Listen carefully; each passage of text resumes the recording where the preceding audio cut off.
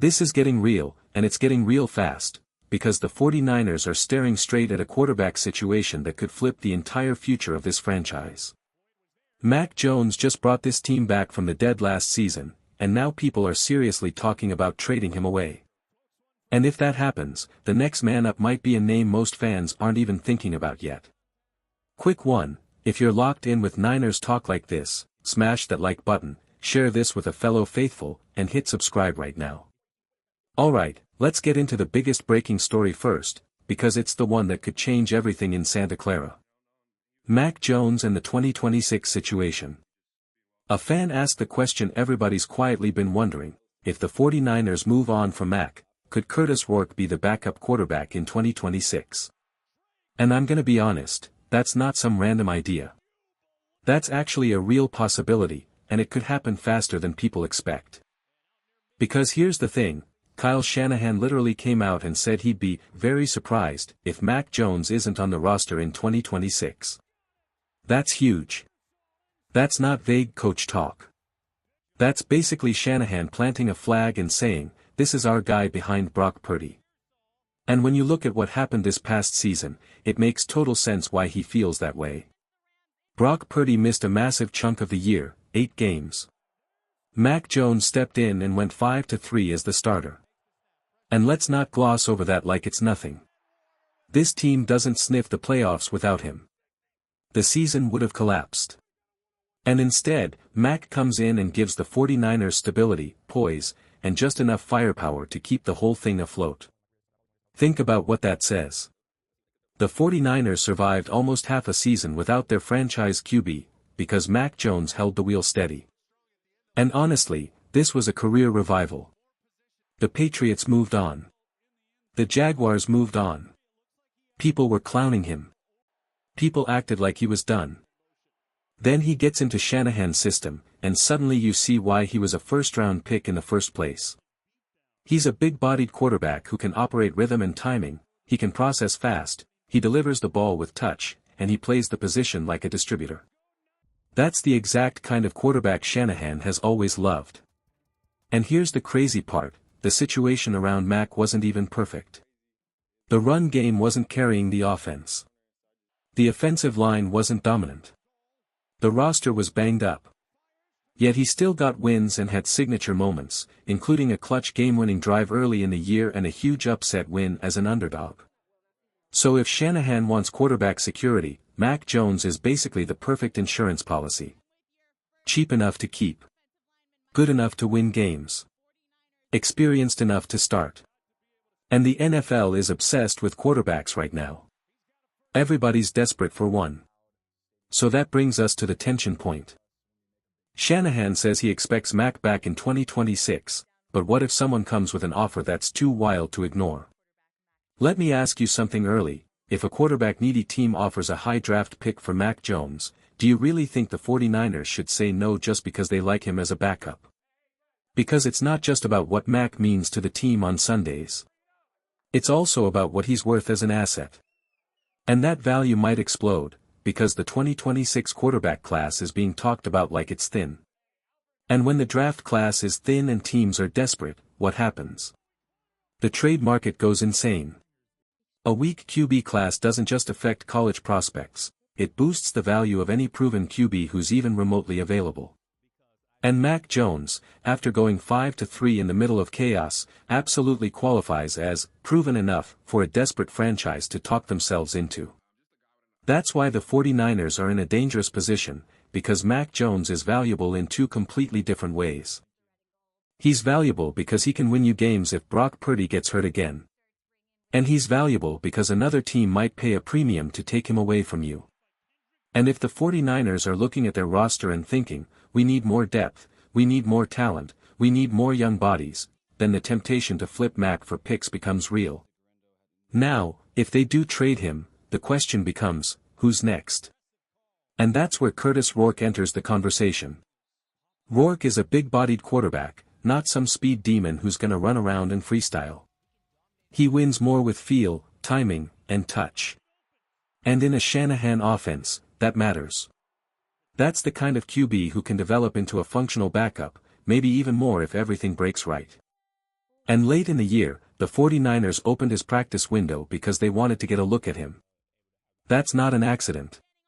Teams don't do that for fun. So yeah, if Mac goes, it's not crazy at all to think Curtis Rourke could be the next man up as the backup plan. But now we get into the next breaking idea floating around: trades. Someone suggested a deal where the 49ers send Mac Jones and a third-round pick to the Arizona Cardinals in exchange for Walter Nolan. And I'm gonna be straight with you, there's almost no chance the 49ers do that. First of all, trading Mac to a division rival is already playing with fire. It's not just, oh, it's a trade. It's handing a potentially legit quarterback to a team you have to see every year. Even if you think the Cardinals are dysfunctional, even if you don't trust their ownership or their direction, why take the risk? Second, Walter Nolan is a talented defensive tackle, no question. But he's coming off an Achilles injury. And that's where things get terrifying, because the 49ers already live in injury hell. So you're telling me you want to trade away your quarterback security blanket, plus a third-rounder, for a defensive tackle rehabbing an Achilles? That's a scary bet. If Nolan was fully healthy and wrecking games, okay, you at least pause and think. But with that injury history, that's the kind of trade that gets you fired if it doesn't work. Now let's talk about another fan frustration that's boiling over, because this one is personal to 49ers fans: the defensive line depth, and specifically Kevin Givens and Jordan Elliott catching heat. Some fans are done with the middle of that defensive line. They want a more athletic group. More violent pass rush. More impact. And honestly, that frustration isn't coming out of nowhere, because the 49ers have been trying to rebuild the trenches while still chasing championships. It's the hardest thing to do in the NFL. Nick Bosa is the headliner. Everybody knows that. But after him, it becomes about who can actually win one-on-one, collapse pockets, and make quarterbacks feel uncomfortable on third down. And that's why people are screaming for upgrades at defensive tackle, not just edge. You can't have a great defense if the interior is soft. Now on the flip side, the biggest anger in this entire script might actually be directed at the offensive line. Especially at center. Because the Jake Brendel debate. That's not a debate anymore for a lot of fans. It's a full-on rage session. The idea that the 49ers would treat offensive line problems like an optional side quest is insane to the fanbase. And you can understand it. When the interior of your line gets pushed backward, your quarterback has defenders in his lap, your running backs have nowhere to go, and everything about the offense becomes harder than it needs to be. It kills the play-action game. It kills timing. It kills the run game. It forces Christian McCaffrey to dance behind the line instead of exploding downhill. And over a season, it wears everybody down. So when fans talk about fixing the offensive line, they don't mean grab a random guy. They mean a serious commitment. Real resources.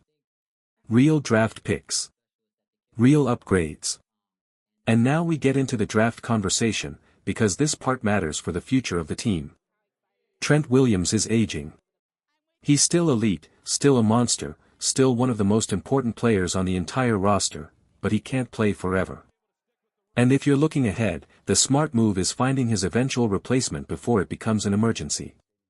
One of the cleanest strategies is drafting an offensive tackle who can start at left guard early, develop, then slide over to left tackle when Trent finally hangs it up. That's how you avoid the nightmare scenario of losing Trent and having your entire offense collapse overnight. But the draft talk doesn't stop there, because there's another rumor that has 49ers fans absolutely spiraling: the idea of trading for A.J. Brown. Now before you get too excited, just understand the reality. It's complicated. A.J. Brown is one of the most physically dominant wide receivers in football. He's produced at a high level in Philadelphia, including multiple 1,000-yard seasons, and he's been viewed as a true number one for years. And when a player like that hits the rumor mill, fans instantly start building fantasy rosters in their head. And the rumor gets even crazier when you hear that league insiders have discussed the possibility that A.J. Brown could be moved, with teams like Buffalo being linked and other potential fits mentioned, including the 49ers.